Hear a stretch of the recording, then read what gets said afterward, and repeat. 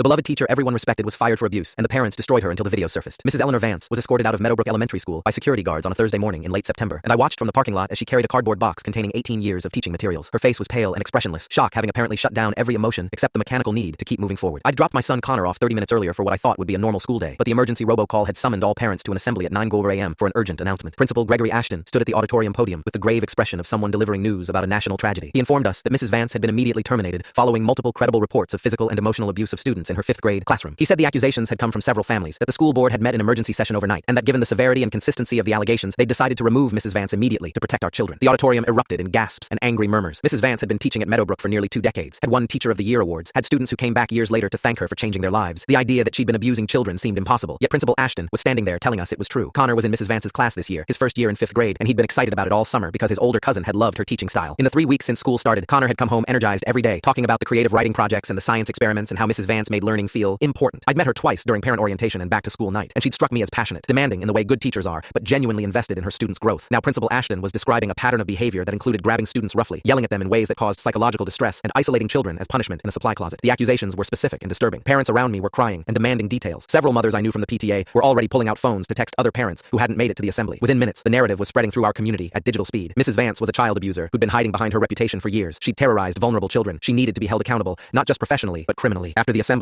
I picked Connor up from his temporary classroom where students had been relocated with a substitute teacher. I asked him directly if Mrs. Vance had ever hurt him or scared him, and he looked confused by the question. He said no, that Mrs. Vance was strict about behavior and homework, but she'd never been mean to him. I pressed harder, asking if he'd seen her hurt or yell at other students, and Connor hesitated before saying there were times she'd been really firm with kids who were disruptive, but nothing that seemed abusive. His hesitation bothered me. Kids often minimized bad things that happened to them, especially if they didn't want to get adults in trouble or admit they'd been victimized. I told Connor that if Mrs. Vance or anyone had hurt him, he could tell me and I'd protect him. He insisted she hadn't, but I wasn't sure I believed him completely. That evening, I attended an emergency PTA meeting that had been organized by parents demanding more information. Principal Ashton attended along with the school district's legal counsel. 3 families had come forward with complaints against Mrs. Vance, they explained. The complaints described similar patterns of abuse spanning several months. One mother, Diane Coulter, spoke tearfully about how her daughter Emma had come home with bruises on her arms that she initially claimed were from playground accidents, but had finally admitted were from Mrs. Vance grabbing her roughly during class. Another father, Robert Finch, described his son Mason becoming anxious and withdrawn, refusing to go to school, having nightmares about being locked in a dark room. Mason had eventually disclosed that Mrs. Vance had put him in a supply closet for 30 minutes as punishment for talking during silent reading time. A third parent, Angela Torres, said her son Liam had been verbally berated in front of the entire class for forgetting his homework, that Mrs. Vance had called him stupid and lazy, and that the humiliation had crushed his confidence. These accounts were detailed and consistent. The children had described similar behaviors. The parents had documented their complaints in writing and submitted them to Principal Ashton, who'd escalated immediately to the superintendent and school board. The district's lawyer explained that given the seriousness of the allegations and the need to protect students, termination was the appropriate immediate response. Mrs. Vance would have the opportunity to appeal through the teachers' union grievance process, but in the meantime, she was barred from school property and contact with students. The lawyer also mentioned that Child Protective Services had been notified and would be investigating, and that the district was cooperating fully with any criminal investigation the police might open. The parent community's response was swift and vicious. Someone created a Facebook group called Justice for Meadowbrook Students that grew to 300 members within 24 hours. But what happened next changed everything. Full story is linked below or on my